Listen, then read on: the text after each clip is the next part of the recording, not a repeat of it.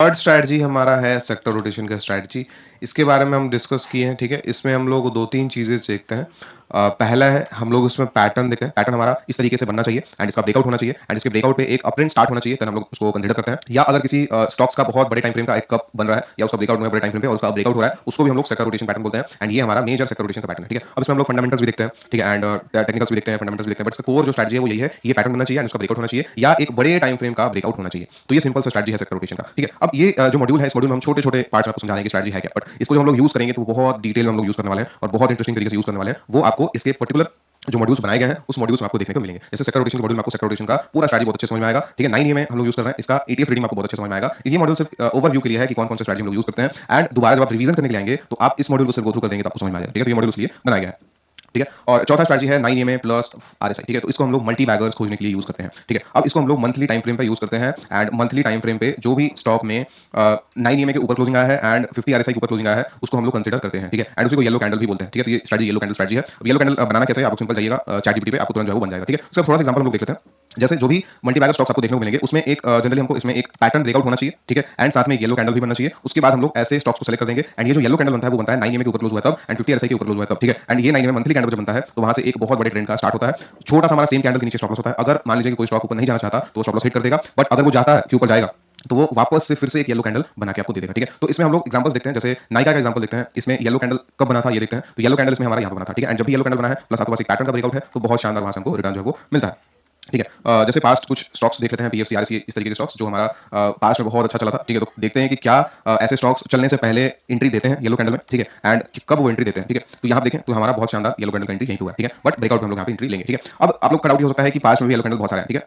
But यहाँ पे हम लोग येलो कैंडल सिर्फ इसीलिए यूज कर रहे हैं ताकि हम लोग पता कर सकें कि कब कौन सा मल्टी बैगर स्टॉक जो है वो बन सकता है, बट उसका राइट टाइम पे भी बाय करना बहुत इंपॉर्टेंट है एंड उसके लिए हम लोग इसीलिए पैटर्न्स का भी यूज करते हैं मल्टी बैगर यूज करने के लिए, ठीक है? तो वो मल्टी बैगर मॉड्यूल में आपको समझने को मिलेगा।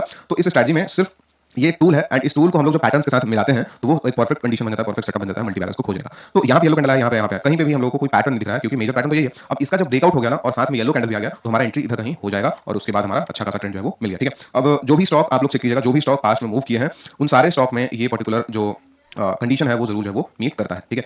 अगर दूसरा कोई स्टॉक अगर हम देखें, पेटीएम देखें, तो क्या पेटीएम में येलो कैंडल बना था, ठीक है? तो पेटीएम में हमारा येलो कैंडल यहाँ बना था, ठीक है? उसके बाद एक बार स्टॉप लॉस हिट कर गया। अब जैसे हम आपको बताएं कि अगर स्टॉप लॉस हिट भी होता है ऑलमोस्ट 18% का, ठीक है? ठीक है, क्योंकि इसमें स्टॉप लॉस लेना बहुत फायदेमंद है क्योंकि मान लीजिए कि कोई स्टॉक हम लोग येलो कैंडल बाय करते हैं एंड अगर वो भागने वाला है तो जो भागने वाला है तो 5 टाइम्स 10 टाइम्स हमको निकाल के दे देगा कुछ साल में, बट अगर नहीं भागने वाला है तो छोटा सा स्टॉप लॉस हिट कर देगा और बाद में उसको अगर फिर से मूड बनेगा भागने का तो फिर से वो येलो कैंडल दे देगा क्योंकि वहां पे भी वो 9 में और 50 आरएसआई ऊपर क्लोजिंग दे रहा है, ठीक है? अब यहाँ से हमारा फिर से एंट्री हुआ और फिर से एंट्री करने के बाद अभी हमारा ऑलमोस्ट 43% का गेंस जो है वो चल रहा है, ठीक है? इसी तरीके से जोमेटो में अगर हम देखें, इटर्नल जोमेटो में अगर हम देखें तो इसमें भी जो स्टॉक सबसे नीचे था जिस पॉइंट ऑफ टाइम पे एंड जब किसी को इसमें इंटरेस्ट नहीं था तो उसी समय इसमें येलो कैंडल जो है वो यहाँ पे बन गया था एंड उसके बाद अगर हम देखें तो 175% जो है वो अभी तक चल रहा है। 50 आरएसआई अभी तक नीचे नहीं आया, जब तक 50 आरएसआई के नीचे नहीं आ रहा हमको उतना कंसीडर उतना डरने का जरूरत नहीं है। तो नेट इसमें 224% का रिटर्न चल रहा है, ठीक है? बट अगर यहाँ पे स्टॉप लॉस हिट होता तो कितना हिट होता? 16% का स्टॉप लॉस आता। तो इसमें स्टॉप लॉस बुक करना इसलिए ज्यादा प्रॉब्लम वाला बात नहीं है क्योंकि इसमें रिस्क रिवॉर्ड 1:10, 1:20, 1:30 का होता है एंड स्टॉप लॉस बुक करना भी बहुत इंपॉर्टेंट है क्योंकि जो स्टॉक्स एक्चुअल में चलने ही नहीं वाले हैं उनमें फिर बैठने का मतलब ही क्या है, ठीक है? क्योंकि हमारा उस पॉइंट ऑफ टाइम पे एक कोई दूसरे स्टॉक में अगर हम पैसा डाल दे तो उसमें ज्यादा रिटर्न बन जाएगा। सेम येलो कैंडल, एक अच्छा सा पैटर्न ब्रेकआउट और यहाँ पे एंट्री और बहुत अच्छा मूव, ठीक है? तो उसको हम लोग डिटेल में समझेंगे। ये सिर्फ स्ट्रैटेजी हम लोग यूज करते हैं जिसमें आरएसआई और 9 के ऊपर मार्केट क्लोज कर जाता है तो उसको हम लोग येलो कैंडल बोलते हैं, ठीक है? तो ये चौथा स्ट्रैटेजी है। अब ये चार स्ट्रैटेजीज ही हम लोग हर चीजों में पढ़ने वाले हैं।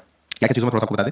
आरएसआई डाइवर्जेंस एंड 5 हम लोग यूज करते हैं वैल्यू इन्वेस्टिंग में, ठीक है? सेक्टर रोटेशन पैटर्न और सेक्टर रोटेशन का जो स्ट्रैटेजी है उसको हम लोग ऑब्वियसली सेक्टर रोटेशन पढ़ते हैं जिसमें हम लोग ईटीएफ में सेक्टर रोटेशन एंड स्टॉक्स में सेक्टर रोटेशन सीखते हैं। उसके बाद 9 का स्ट्रैटेजी हम लोग यूज करते हैं ईटीएफ ट्रेडिंग करने के लिए या मोमेंटम इन्वेस्टिंग करने के लिए एंड 9 प्लस आरएसआई का जो स्ट्रैटेजी है जिसको हम लोग येलो कैंडल बोलते हैं इसको हम लोग यूज करते हैं मल्टी बैगर्स पकड़ने के लिए, ठीक है? तो ये सारे हमारे पास चार स्ट्रैटेजीज हैं। अब आगे जितने भी मॉड्यूल्स आपको दिखेंगे इन सारे मॉड्यूल्स में इन्हीं में से एक स्ट्रैटेजी आपको रिकॉल होते रहेगा, ठीक है? वैल्यू इन्वेस्टिंग का मॉड्यूल पढ़ेंगे तो आपका ये स्ट्रैटेजी का रिकॉल होगा बार-बार। सेक्टर रोटेशन पढ़ेंगे तो ये स्ट्रैटेजी का, ईटीएफ ट्रेडिंग पढ़ेंगे तो ये स्ट्रैटेजी का, मल्टी बैगर पढ़ेंगे तो ये स्ट्रैटेजी का। तो ये चार में से ही एक आपका रिकॉल होते रहेगा। ये मॉड्यूल बनाने का मेरा मोटिव ये है कि आपको क्लियर रहे कि हमारे पास सिर्फ चार स्ट्रैटेजीज हैं जिसमें हमको काम करना है एंड हमको कंफ्यूज नहीं होना है, ठीक है? एंड हमको कंफ्यूज नहीं करना है कि कौन सा ट्रेडिंग स्टाइल या इन्वेस्टिंग स्टाइल में कौन सा स्ट्रैटेजी यूज करना है, ठीक है? तो सिर्फ क्लैरिटी के लिए ये मॉड्यूल बनाया गया है। इसका डिटेल जो है वो बहुत अच्छे तरीके से आप आगे के मॉड्यूल्स में पढ़ने वाले हैं, ठीक है?